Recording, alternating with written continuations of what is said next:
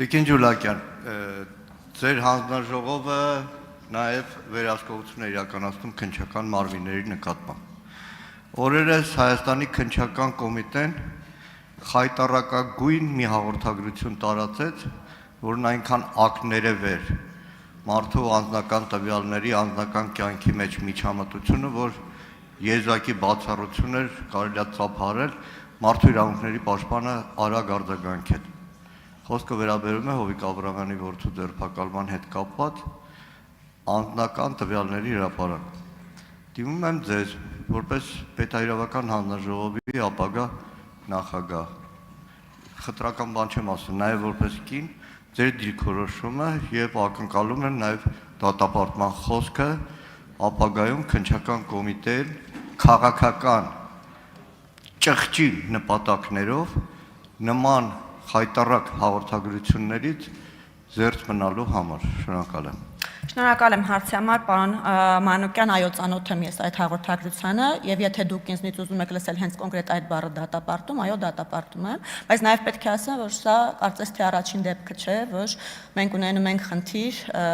հայտարարությունների հետ կապված, որտեղ որ անձնական տվյալների պաշտպանության իրավունքի հետ կապված խնդիր է արձանագրվում եւ այստեղ ես չեմ ուզում որ մենք պարտադիր տեսնենք դիտավորությունը, այլ գուցե պրոֆեսիոնալիզմի խնդիր։ Սա խնդիր է, նաև ուզում եմ արձանագրել, դուք ասացիք, որ զարմացած եք, որ մարդու իրավունքների պաշտպանը արձագանքել է, ես կարծում եմ զարմանալու որևէ բան չկա։ Մարդու իրավունքների պաշտպանը գրեթե միշտ նմանատիպ դեպքերում արձագանքում է եւ արձագանքում է շատ տեղին, բայց նաև միաժամանակ ուզում եմ նշել, որ միայն մարդու իրավունքների պաշտպանը չէ, որ արձագանքել է այս դեպքին, այլ նաև անձնական տվյալների պաշտպանության գործակալությունը, որը գիտեք, որ արդարադատության նախարարության առանձնացված ստորաբաժանում է, այսինքն նաև գործադիրը դեմս անձնական տվյալների պաշտպանության գործակալության իր դիրքորոշումը հայտնել է սրա վերաբերյալ եւ լիովին կիսում եմ ես այդ դիրքորոշումը։ Շնորհակալություն։ Արձագանք։ Ճիշտ է կատեցիք, որ անձնական տվյալների պաշտպանության գործակալությունը եւս արձագանքել էր, որը եւս խրախուսելի է ու զարմանալի։ Ճիշտ եք նկատում, որ անձնական տվյալների հրապարակում իրավապահ մարմինների կողմից առաջին դեպքը չէ։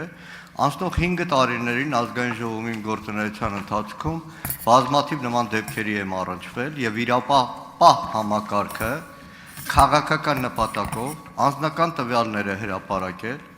այս ազգային ժողովի տեսախցիկները սերվերը ազգային ժողովում է, հսկվում է ամենախիստ կերպով,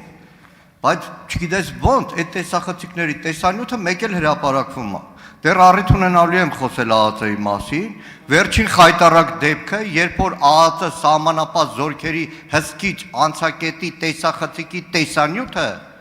մի քանի րոպեից հայտնվում է մամուլում ու ԱԱԾ-ն իրան թույլ է տալիս պատասխանել, որ կարող եմ արտահոսք կազմակերպել։ Արտահոսքը հակաօրինական բան է, բայց դա արդեն ելույթ է։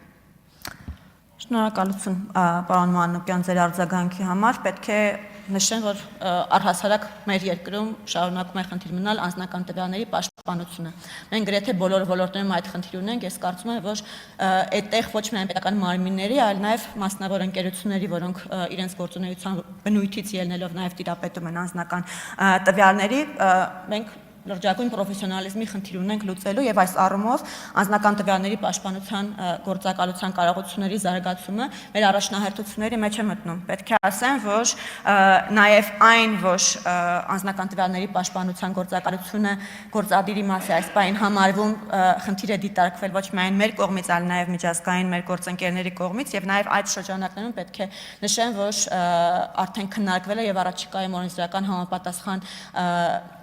փոփոխություններ ենթադրող նախագիծը կուղարկվի ազգային ժողով, կառավարության կողմից կհաստատվի եւ կուղարկվի ազգային ժողով, որ ինքնավար մարմին կդառնա այս գործակալությունը։ Առիթ կունենամ դեր անդրադառնալու ժամանակում չտեղավորվեցի։